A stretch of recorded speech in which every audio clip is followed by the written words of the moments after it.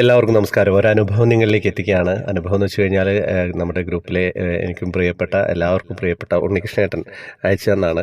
അപ്പം അതിൽ അനുഭവം മാത്രമല്ല, ജീവിതമുണ്ട്. ജീവിതത്തിൽ നാരായണീയം എന്ന് പറയുന്ന നമ്മുടെ മനോഹരമായ എഴുത്തുണ്ടല്ലോ, പുസ്തകമുണ്ടല്ലോ വെൽപ്പത്തൂരിൻ്റെ, അതെങ്ങനെയാണ് നമ്മുടെ ജീവിതത്തിൽ അത്ഭുതങ്ങൾ സൃഷ്ടിക്കുക എന്നുള്ള ഒരു അനുഭവം കൂടി പറഞ്ഞു തന്നിരിക്കുകയാണ്.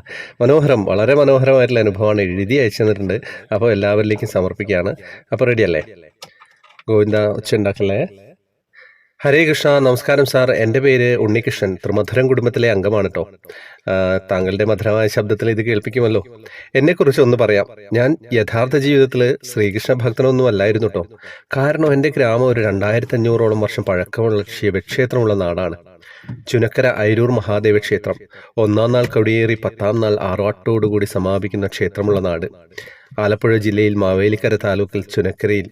പിന്നെ എപ്പോഴാണ് പൊന്നുഗുരുവായൂരപ്പൻ്റെ ഭക്തനായതെന്ന് ചോദിച്ചാൽ 2019 കോവിഡ് സമയത്ത് ജോലി നഷ്ടപ്പെട്ട് സൗദിയിൽ നിന്നും ഞാൻ വന്ന ശേഷം മുഴുവൻ സമയവും ലോക്ക്ഡൗൺ ആയിരുന്നല്ലോ. ആ സമയത്താണ് സ്വസ്തിക പാർവതിയുടെ യൂട്യൂബ് ചാനൽ കാണാനിടയാകുന്നത്. അവിടെ നിന്ന് ഇങ്ങോട്ട് ഞാനും കൂടിട്ടോ, കണ്ണൻ്റെ കൂടെ. അതിനുശേഷം ഞാൻ പത്തനംതിട്ട ജില്ലയിലെ ഉളനാട് ശ്രീകൃഷ്ണസ്വാമി ക്ഷേത്രത്തെക്കുറിച്ച് അറിയുന്നു. പിന്നീട് കഴിയുന്നത്ര എല്ലാ ഞായറാഴ്ചകളിലും അവിടെ പോയി തുടങ്ങി. പിന്നീട് ഒരിക്കലും കണ്ണനെ പിരിയാൻ എനിക്കും കുടുംബത്തിനും കഴിയാതെയായി. അങ്ങനെ പിന്നീട് എങ്ങനെയെങ്കിലും ഗുരുവായൂരിലെത്തണം എന്ന ചിന്ത മാത്രമായിട്ടോ. അങ്ങനെ ആദ്യമായിട്ട് ഞങ്ങൾ ഗുരുവായൂരിൽ പോകാൻ തീരുമാനിച്ചു. അങ്ങനെ ഞാനും ഭാര്യയും മകളും കൂടി 2022 ഡിസംബർ 22-ാം തീയതി പോയി. എങ്ങനെയാണ് വ്രതം എടുക്കേണ്ടത് എന്നൊക്കെ സ്വസ്തികയുടെ പേജൊക്കെ നോക്കി മനസ്സിലാക്കി 21-ാം തീയതി ഞങ്ങൾ ഗുരുവായൂരിലേക്ക് പുറപ്പെട്ടു. 1 മണിക്ക് ട്രെയിൻ. രാത്രി ഗുരുവായൂരിലെത്തി. ഒരു ഓട്ടോ വിളിച്ചു. ഒരുപാട് ലോഡ്ജുകൾ കയറിയിറങ്ങിട്ടോ. റൂമൊന്നും കിട്ടിയില്ല. ഇത്രയും തിരക്കുണ്ടാവുമെന്ന് സ്വപ്നത്തിൽ പോലും കരുതിയില്ല. മുനിസിപ്പാലിറ്റി ശുചിമുറി ഉപയോഗിച്ച് ശുദ്ധിയായി കിഴക്കേ നടയിലേക്ക് നടന്നു. അവിടെ ചെന്നപ്പോൾ ഞെട്ടിപ്പോയിട്ടോ. കാരണം ക്യൂ ഉള്ളത് ക്ഷേത്രം അതിലിന് വെളിയിലാണ്. അത്രയും തിരക്ക്. സത്യം പറഞ്ഞു കഴിഞ്ഞാൽ എന്താ ചെയ്യേണ്ടതെന്ന് ഒന്നും ചെയ്യാൻ പറ്റാത്തൊരവസ്ഥയായിരുന്നു. ആ ഒരു തിരക്ക് കണ്ട് സത്യം പറഞ്ഞു കഴിഞ്ഞാൽ ഭയന്നു പോയിട്ടോ. ഞങ്ങൾ ഏകദേശം 2 മണിക്കൂർ കഴിഞ്ഞപ്പോൾ 2 മണി കഴിഞ്ഞപ്പോൾ ക്യൂവിൽ കയറി. പിറ്റേ ദിവസം ഉച്ചയ്ക്ക് 2 മണിക്കാണ് തൊഴാൻ സാധിച്ചത്. നീണ്ട 12 മണിക്കൂർ ക്യൂവിൽ. പക്ഷേ കണ്ണനെ കാണാൻ സാധിച്ചില്ല. വീണ്ടും ഞങ്ങൾ അടുത്ത മാസമെത്തി. നല്ല പോലെ കണ്ണനെ കാണാൻ പറ്റിയില്ല കേട്ടോ. പിന്നെ മാർച്ച് മാസത്തിലെത്തി 3-ാം തവണ. അന്ന് കൊടിവര ചുമട് മുതൽ കണ്ണനെ കാണാൻ തുടങ്ങിട്ടോ. ഒരു കൈയിൽ ഓടക്കുഴലും മറ്റേ കൈയിൽ വെണ്ണയുമായിട്ട് സർവാഭരണഭൂഷിതനായിട്ട് സ്വർണ്ണക്കിരീടവും കർണാഭരണങ്ങളും അണിഞ്ഞു നിൽക്കുന്ന പൊന്നുണ്ണിക്കണ്ണനെ കണ്ണു നിറയെ കണ്ടു. ഒരേ മിനിറ്റിൽ അധികം ശ്രീകോവിലിൻ്റെ മുന്നിൽ നിന്ന് 1 മിനിറ്റിലധികം ശ്രീകോവിലിൻ്റെ മുന്നിൽ നിന്ന് തൊഴുതു. ഞങ്ങളെ ആരും തള്ളി മാറ്റിയില്ല കേട്ടോ. അതിനുശേഷം ഞങ്ങൾ കണ്ണനെ കാണാൻ വീണ്ടും എത്തിയിട്ടോ. 2023 ഒക്ടോബറിൽ വീണ്ടും അങ്ങനെ ഗുരുവായൂരിലെത്തി. അതിനുശേഷം എൻ്റെ എല്ലാ മാനസിക സാമ്പത്തിക ബുദ്ധിമുട്ടുകളൊക്കെ കണ്ണം മാറ്റി തന്നിട്ടോ. ഇനിയാണ് എൻ്റെ അനുഭവം തുടങ്ങുന്നത്. ഞാൻ പിന്നെ സൗദിയിൽ നിന്നും ദുബായിലെത്തി. ദുബായിൽ വിസ അടിക്കാൻ എന്തൊക്കെയോ പ്രശ്നങ്ങൾ നേരിട്ടു.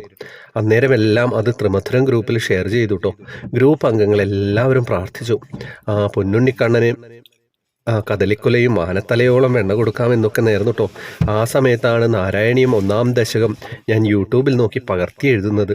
2 ദിവസം കഴിഞ്ഞപ്പോൾ എൻ്റെ ദുബായ് വിസ വന്നുട്ടോ. ഹരേ കൃഷ്ണ. ദുബായിൽ എത്തിയതിനു ശേഷം എനിക്കൊരു ദിവസം ഇടത്തെ കാലിൻ്റെ ഉപ്പൂറ്റിക്ക് വലിയ മരവിപ്പും വേദനയൊക്കെ തുടങ്ങിട്ടോ. ഹോസ്പിറ്റലിൽ പോയി ഷുഗറും പ്രഷറും ഒക്കെ ചെക്ക് ചെയ്തു. 2-3 മരുന്ന് വാങ്ങിക്കഴിച്ചു. എന്നിട്ടും വേദന മാറിയില്ല കേട്ടോ. എന്താ ചെയ്യേണ്ടതെന്ന് അറിയില്ലായിരുന്നു. അന്നേരമാണ് ഞാൻ ഓർത്തത്, ഞാൻ നാരായണീയ പകർത്തി എഴുതിയ കാര്യമൊക്കെ ഓർത്തത് കേട്ടോ. പിന്നെ ഒന്നും നോക്കില്ല. പിന്നീട് എന്നും രാവിലെ കുളിച്ച് വൃത്തിയായി വന്ന് കഴുകി വെച്ചിരിക്കുന്ന നല്ല ഡ്രസ്സ് ഇട്ടിട്ട് എന്നും നാരായണീയം വായിക്കാൻ തുടങ്ങിട്ടോ. പതുക്കെ പതുക്കെ എൻ്റെ കാലിൻ്റെ വേദനയും മരവിപ്പൊക്കെ മാറാൻ തുടങ്ങി. ഇപ്പോൾ അത് പൂർണ്ണമായി മാറി. ഹരേ കൃഷ്ണ. നാരായണീയം അത്രയും മഹത്തരമായ കണ്ണന് പ്രിയപ്പെട്ട ഗ്രന്ഥമാണ്. എല്ലാവിധ രോഗദുരിതങ്ങൾക്ക് മാറുവാനും നാരായണീയം പാരായണം ചെയ്യുന്നതിലൂടെ സാധിക്കും. ഹരേ കൃഷ്ണ. ഹരേ നാരായണ. ഹരേ ഗുരുവായൂരപ്പ. സർവം രാധാകൃഷ്ണാർപ്പണമസ്തു. ജയ് ശ്രീ രാധേ രാധേ. സത്യം പറഞ്ഞു കഴിഞ്ഞാൽ ഈ അനുഭവ നിയോഗം തന്നെയാണ് ഇത് വായിക്കാന്ന് പറയുന്നത്. ഞാൻ ഗ്രൂപ്പിലെ 5 പേർക്ക് നാരായണീയം കഴിഞ്ഞ ദിവസം അയച്ചു കൊടുത്തിരുന്നു. അപ്പം അതൊരു ചേട്ടൻ അയച്ചു തന്നാണ്. ഞാനത് അവർക്കൊക്കെ അയച്ചു കൊടുത്തു. അപ്പം നാരായണീയം എല്ലാ ദിവസവും വായിച്ചിടുന്നവരുണ്ട്. അതൊരു സിസ്റ്റമാറ്റിക്കായിട്ട് നമ്മളെ 2ാമത്തെ ഒരു ഗ്രൂപ്പിൽ അത് നടന്നുകൊണ്ടിരിക്കുന്നുണ്ട്. എന്തായാലും ഉണ്ണികൃഷ്ണേട്ടൻ്റെ അനുഭവം കേട്ടപ്പോൾ നമ്മൾ കുറേ കാലങ്ങളിലൂടെ കടന്നുപോയി. കൊറോണ കാലവും അതിന് ശേഷമുള്ള കാലവും. കൊറോണയ്ക്ക് എന്തായിരുന്നു ഗുരുവായൂരിലൊക്കെ ഉള്ള സ്ഥിതിയൊക്കെ എല്ലാവർക്കും അറിയാമല്ലോ. പിന്നെ ഇതിൽ പ്രത്യേകമായിട്ട് പറയുന്നത് എന്താണെന്ന് വെച്ചാൽ അക്കാലത്ത് സ്വസ്തികയുടെ ചാനൽ വഴി ഒരുപാട് ആളുകൾ ഗുരുവായൂരപ്പനെ കുറിച്ച് അറിയാനും കുറേ കാര്യങ്ങൾ അറിയാനും വ്രതം എടുക്കുന്നതിൻ്റെയൊക്കെ കൃത്യമായ വിവരണമൊക്കെ ഞാനും കാണാറുണ്ടായിരുന്നു സ്ഥിരം. അപ്പോൾ ആ ചാനലിന് എല്ലാവരും നന്ദി പറയുന്നുണ്ട്. ആ പാർവതിക്ക് പ്രത്യേകം നന്ദി പറയാണ്. ഗംഭീരമായിട്ട് നടക്കുന്ന ഒരു ചാനലാണ്. വളരെ കാലമായിട്ട് തുടർന്ന് വരുന്ന എല്ലാ കാര്യങ്ങളും ഇത്തരം വ്രതാനുഷ്ഠാനങ്ങളുടെ ദിവസങ്ങളും കൃത്യമായിട്ട് പറഞ്ഞുകൊണ്ട് ഭക്തർക്ക് ഒരുപാട് ആളുകൾ ആ ചാനൽ ഫോളോ ചെയ്ത് കുറേ കാര്യങ്ങൾ കിട്ടിയിട്ടുണ്ട് എന്ന് പറയുന്നത് തന്നെ സന്തോഷമുള്ള കാര്യമാണ്. അങ്ങനെ ആധ്യാത്മികമായിട്ട് ഒരുപാട് ചാനലുകളുണ്ട്, എല്ലാവർക്കും അറിവ് നൽകുന്നുണ്ട്. നമ്മളെ പുതുതലമുറയും അതിലേക്ക് കടന്നു വരണം. നമുക്ക് ആധ്യാത്മികത നമ്മുടെ ജീവിത വിജയത്തിന് ഒരു അത്യാവശ്യമുള്ള കാര്യമാണ്. അപ്പോൾ എല്ലാവരിലേക്ക് എത്തിക്കാം. പിന്നെ നിങ്ങൾക്ക് വാട്സപ്പ് ഗ്രൂപ്പിലേക്ക് വരാം, ജോയിൻ ബട്ടണിലൂടെ വരണം. കൃഷ്ണവിഗ്രഹങ്ങൾ നമ്മൾ അധിക ദിവസവും സമ്മാനം നൽകുന്നുണ്ട്. ഹരേ കൃഷ്ണ. ഉണ്ണീഷേട്ടൻ നന്ദി പറയാണ്. ഉണ്ണീഷേട്ടാ, ഞാൻ പറഞ്ഞിട്ടുണ്ട് കേട്ടോ, ചാനലിലെ എല്ലാവരോടും ഇത് കേൾക്കുക. വേറെ വിശേഷമൊന്നുമില്ലല്ലോ.